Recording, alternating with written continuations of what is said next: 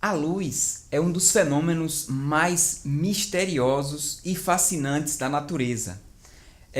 Os estudos sobre a luz levaram a grandes descobertas importantes, né?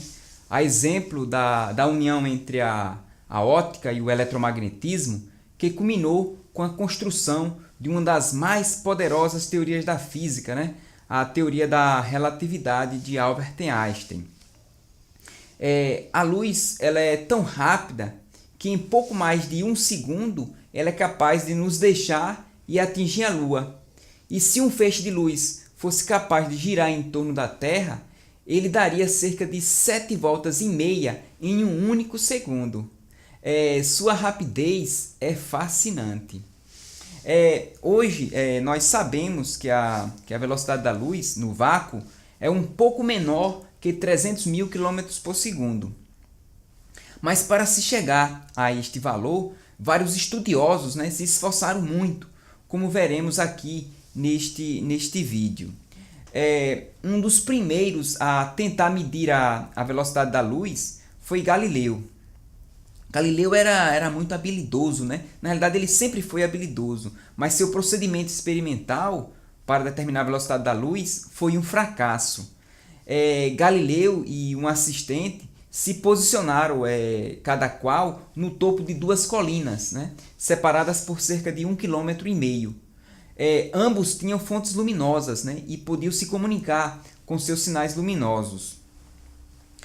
A ideia do método de Galileu era o seguinte: quando um liberasse um sinal luminoso, o outro enviaria de volta, né, com sua respectiva fonte. Avaliando o tempo de ida e volta desses sinais luminosos, provavelmente Galileu usou um relógio d'água, e com a distância entre suas posições, seria possível determinar a velocidade da luz. O fracasso do método, né, de Galileu deve-se ao tempo de resposta, né, de um dos observadores, que é infinitamente maior que o tempo que a luz demora para percorrer a distância entre eles, né?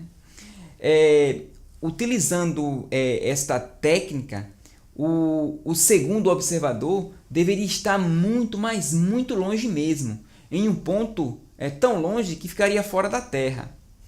E foi em 1675, no Observatório de Paris, que o brilhante astrônomo dinamarquês, né, Euler Reumann, ele encontrou esse segundo ajudante, né?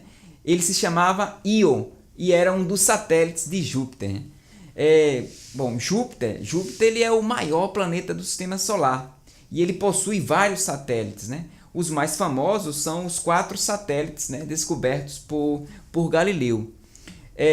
Por estar mais próximo de Júpiter, Io ele é o mais rápido, né?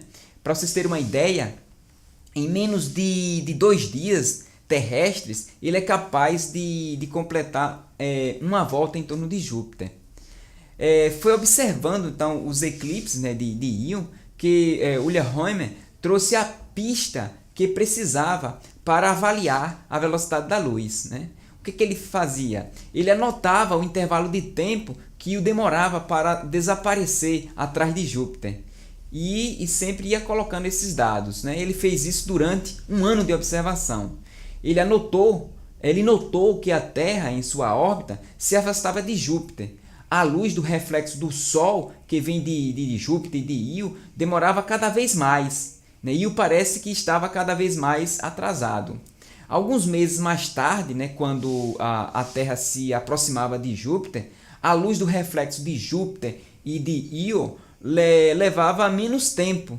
Ou seja, parece que seus reflexos chegavam adiantados, né? Inicialmente, isto era muito intrigante para Euler Reumann, mas logo ele compreendeu, como eu estou explicando aqui para vocês, né? Isto era a prova concreta que faltava para confirmar que a luz não se propagava instantaneamente, né? Como muitos, né, acreditavam, né? Muitos estudiosos acreditavam nisso. Euler Reumann enxergou ali um método para medir a velocidade da luz. Para isto, ele escolheu 2 pontos, né, da órbita da Terra em torno do Sol. Um ponto, o mais próximo de Júpiter, e o outro é posicionado 6 meses depois desta observação. O atraso entre esses dois pontos, né, na medida do intervalo de tempo dos eclipses, correspondia ao tempo que a luz levaria para percorrer o diâmetro da órbita da Terra. Reumann avaliou esse intervalo de tempo, né, em pouco mais de 22 minutos. Apesar de que hoje, né, nós sabemos que esse intervalo de tempo é pouco mais que 16 minutos. E Euler-Reumann chegou ao incrível valor de 215 mil km por segundo, né? O que foi um resultado excelente para a sua época. Inicialmente houve muita rejeição ao trabalho de Euler-Reumann e ele foi ridicularizado, né? Seu mérito só foi reconhecido após os trabalhos independentes de James Bradley, né?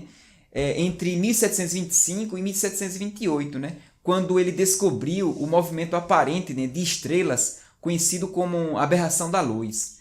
Com esses estudos, Bradley chegou ao resultado de 299.714 km por segundo, né? Muito próximo do valor atualmente aceito. Mas ainda, pessoal, faltava um método que fosse possível obter a velocidade da luz por meios terrestres, né? E foi o francês Armand Fizeau, em 1849, que conseguiu fazê-lo, né? Utilizando o mesmo método de Galileu.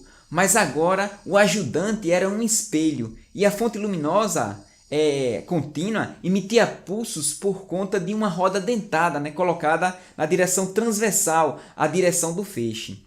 A ideia era o seguinte, era ajustar a velocidade da roda até que um feixe de luz passasse pelo espaço entre dois dentes e retornasse pelo espaço seguinte, após ser refletida em um espelho, né, muito distante da roda.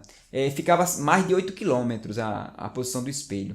Com essa distância da fonte ao espelho, né, e com o cálculo do tempo para a roda girar um ângulo equivalente ao espaço de um dente, é possível obter a velocidade da luz.